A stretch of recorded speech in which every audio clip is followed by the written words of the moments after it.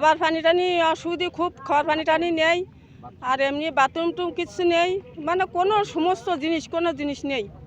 আমরা কিন্তু বিশাল বড় নদীর ধারে বসবাস করি। এই নদীতে সার ভাটার সময় 35 হাত পানি থাকে এবং জোয়ারের সময় আরও 20 হাত পানি ওঠে। তাহলে এই যে বাঁধটা কী বাঁধ দেওয়ার দরকার সেটা আপনারা দেখবেন।